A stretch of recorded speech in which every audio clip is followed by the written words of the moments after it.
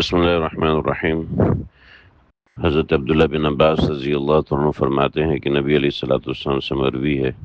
کہ انہ کان یقول بعد التشہد، جب آپ نماز میں تشہد پڑھ لیتے تو اس کے بعد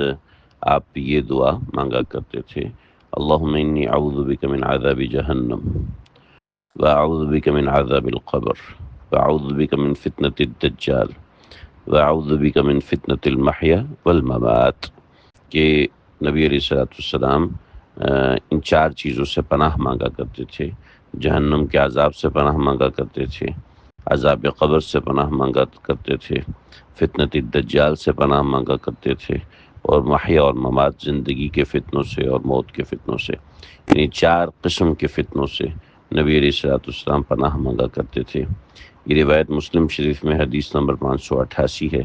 اور ترمذی میں حدیث نمبر 3696 ہے، اور نسائی شریف میں 2065 نمبر روایت ہے۔ ابو داؤد شریف میں یہ حدیث نمبر 984 ہے، اور ابو داؤد میں یہ روایت حضرت ابو ہریرہ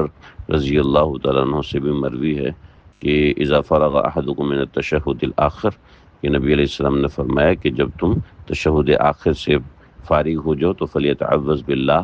من 40، تو چار چیزوں سے پناہ مانگو: من عذاب جہنم ومن عذاب القبر ومن فتنة المحیا والممات ومن شر المسیح الدجال۔ ہاں، یہ دعا ابو داؤد شریف میں اور طریقے سے بھی منقول ہے،